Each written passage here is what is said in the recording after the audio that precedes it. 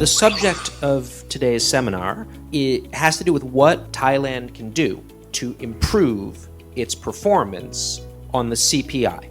And there are 3 points that I want to convey in my remarks this morning. First, I want to talk about why the CPI is not an appropriate KPI for anti-corruption reform or the success of an anti-corruption reform strategy. Second, I want to talk about why focusing on the CPI is not only not helpful, but is actually counterproductive. And third, I want to offer some preliminary thoughts about the sorts of performance indicators that a country like Thailand or an agency like the NACC could use. First, why is the CPI not a good indicator, not an appropriate indicator for measuring the impact of anti-corruption reforms? I want to make sure that I think that the CPI is an extremely useful tool. I think we've learned a lot from the CPI and from research that is based on the CPI. It has many valuable, useful applications. However, measuring short to medium term changes in a country's corruption situation or the effectiveness of anti-corruption reforms is not one of the CPI's useful and appropriate applications. Why not? CPI scores really don't change much over time. And it's because they're really not designed to pick up those kinds of changes. The CPI is based on broad perceptions of corruption at the country level.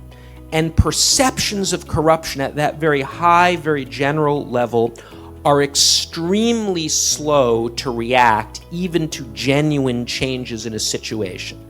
And that means for not just Thailand, for virtually all of the 180 countries that get CPI scores every year, there are hardly ever notable or significant changes. It's an extraordinarily sticky measure. And that means if you're trying to see if a set of anti-corruption reforms had an impact over a 3 or 5 or even 10-year period, it's very unlikely the CPI is going to pick that up because it is simply not designed to do that. Second, while there are some movements up or down in the CPI score over time, including, as you saw in Thailand, a closer analysis of the CPI data and the underlying scores on which it is based suggests that a lot of those changes could be statistical noise, random error, just differences in subjective perceptions that don't reflect any genuine difference in the situation. If you ask a bunch of people to rate which country has the best food on a 1 to 10 scale, Thailand would come up really high, I think, year in and year out. That's another issue. And just had them do this year in and year out, and maybe the people doing the rating changed from year to year, even if their organizations were the same, it'd sometimes get a little bit of movement up and a little bit of movement down, but it wouldn't necessarily mean anything.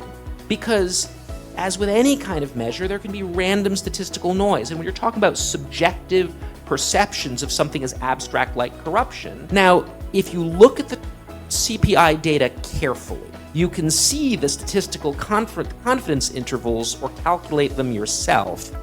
And what you will find is that most of these numerical changes in the CPI are not statistically significant at conventional levels. And that means even if you do see a change in the CPI, it might not mean anything. But every year, every time the CPI comes out, and I guarantee this will happen in Thailand this year, is people will be writing articles and doing analyses trying to concoct some story about why this happened, when in fact it probably happened because there are just random fluctuations up and down. Sometimes, if you look carefully at the data, these movements up and down, especially ones that look rather large, are due to the addition or subtraction of sources that Transparency International uses to calculate the CPI score of any given country, or that there was a really strange, anomalously large movement in a single source, right? So that means even if you do see changes in the CPI, there's so much statistical error. Third, the idea that you can compare CPI scores from year to year is based on the assumption that in each year, the CPI is on a common scale, that a 36 in 2015 means the same thing as a 36 in 2020 means the same thing as a 36 in 2024. But since the CPI is just an average of perception scores from other sources, that means we have to assume that those other sources are all on a common scale from year to year. For example, the Economist Intelligence Unit, when it gives a 4 to a country, that means the same thing in 2015 and 2020 and 2024.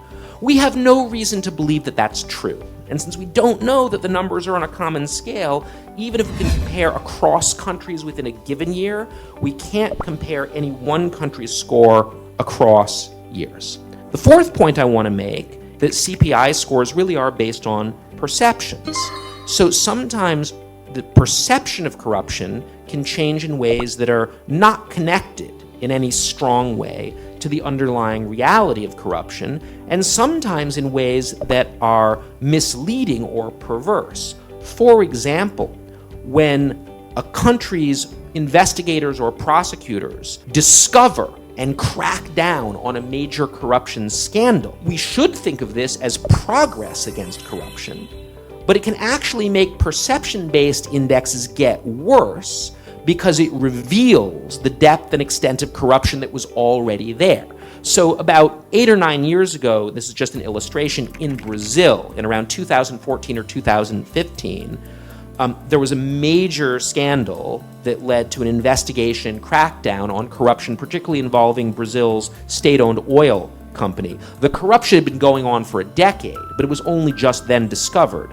That year, Brazil's CPI score got worse. Now, it could have been random noise, but one hypothesis is that because that corruption that was always there had just been discovered, the international analysts who assign these subjective scores adjusted down their perception of the level of Brazilian corruption. But that wasn't because corruption in Brazil had gotten worse. It was because an anti-corruption crackdown had exposed corruption that was always there. So for these reasons and others, the CPI cannot be used, in my view, as a key performance indicator for measuring anti-corruption impact or the success of something like the NACC's anti-corruption strategy. I think the problem is actually bigger, though. One might say, well, it's not a perfect indicator, there are no perfect indicators, what's the harm? I think it's counterproductive and unhelpful for 3 reasons. First, it's a distraction.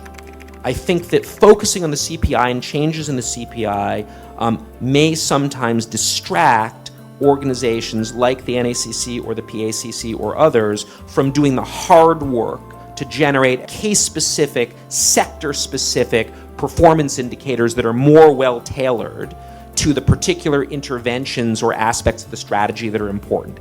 It's really easy to download the CPI. It's really easy to communicate to the general public that your target is improving the CPI.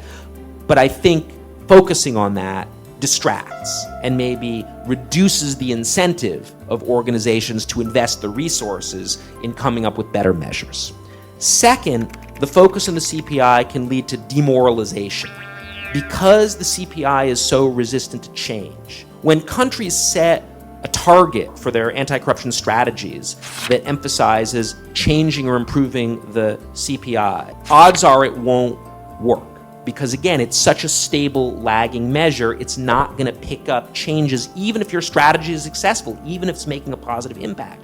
And then what's going to happen? Well, you can say with much fanfare in 2020, we're going to get to our CPI up to 50 by 2030. When 2030 rolls around, it's to like 36 or 37. It's going to be hard to convince people to continue to devote resources to your anti-corruption reform strategies, even if they're helpful. People can give up. They can say, what's the point? You try to get money, resource allocation, cooperation, saying that if we do all these things, it'll improve our CPI score, and our CPI score is not improving, so let's invest our resources elsewhere. So I think there may be a short-term attractiveness to advertising, we're going to get our CPI score up, but I think in the longer term it's counterproductive because it's not going to work. The third problem, I think it's damaging to your reputation. The UNODC's official anti-corruption strategy guide says explicitly, perception indexes like the CPI should not be used as measures for whether an anti-corruption strategy is effective. And when representatives of an organization like the NACC go to international conferences or groups with international experts and say very proudly, we're going to improve our CPI score, that's our KPI, makes the NACC look kind of amateurish, look a little bit lazy. And that's another reason not to put this front and center when you advertise your KPI. But I think it would be fair to offer some general suggestions. There are other things one can do. Let me talk about a few. One possibility is that in addition to focusing on general goals like lowering corruption, try to identify specific objectives, specific targets, specific changes or reforms that have been identified by domestic or international experts and measure progress towards achieving those reforms. If you like the CPI, well, those underlying sources used to construct the CPI, many of them will produce a country report, so you can get that country report. You might have to pay for it if it's for one of these investment consulting firms like the Economist Intelligence Unit or the Political Research Group, but you can get it and you can read it and you can see what they're saying and you can use that to construct an itemized list of specific things that international experts think that we need to address. You can kind of try to identify specific changes or reforms that are needed and say one of our KPI is going to be our progress towards meeting the very specific challenges and filling the very specific gaps that have been identified by reputable international organizations and civil society. Second, again, the CPI is just based on averaging a bunch of numbers, and those numbers are based on numbers assigned by alleged experts who look at a country, do some research, maybe do some interviews or look at some open source material and give it a number, 1, 2, 3, 4. If you think the views of international experts or domestic experts for that matter are useful for measuring performance, do it yourself. You can create your own panel of experts. You can create an evaluation panel composed of domestic civil society experts, for example. Thailand has actually a very robust civil society community with a lot of expertise in anti-corruption. And or international experts. You could reach out to people at places like UNODC and UNDP, and you'd have to pay them, you'd have to fund it, you'd have to do the work, but you could create a blue ribbon panel or commission and say, we want you to do a 5-year look-back evaluation. And you can interview people, you can do all the things that the supposed experts whose thoughts go into making the CPI number do, but have it tailored specifically to Thailand to issue a report, right? No one's going to believe it if it looks like it's too close to the NACC or the government, so it would need to be an independent evaluation team. Third, there are certain kinds of data that could be used to measure progress. So, for example, surveys, not of people's perceptions, but of their experience. You can hire a reputable independent polling firm to poll people about how many times within the last 12 months were you improperly stopped by a police officer and solicited for a bribe, or properly stopped by a police officer and told you could get out of your ticket if you paid a bribe, and then get a benchmark for what that percentage is, and then set a target for yourself. Let's say it's 38% of drivers in Bangkok reported being asked for a bribe in the baseline year of 2024. Say, okay, well, our target is to get that down to 30% by 2026. And then you'd implement a bunch of measures to crack down on traffic police corruption and see if that works. I don't actually know how big a problem this is in Thailand, but in many countries, particularly in rural areas, public health clinics and public schools have the recurring problem that doctors, nurses, teachers are not showing up, but instead are offering, private health care or private tutoring.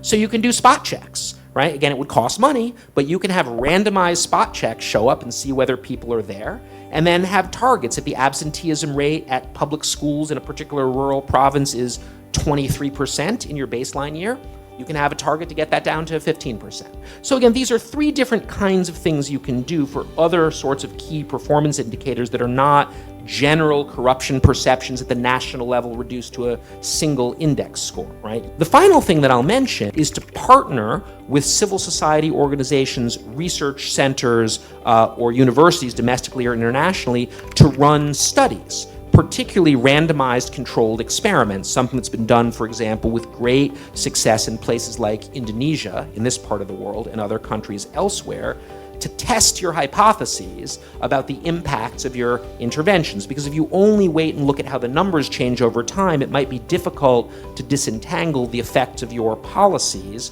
from general trends. So that's another thing that I think you can do. So again, I want to say this: do not use the CPI as your KPI. If you hear colleagues or others, your superiors, partners, whoever, using the CPI, pointing to the CPI, please tell them to stop doing it and explain why. Because again, I think it is not only not useful, it is affirmatively harmful, and there are alternatives that would be much better.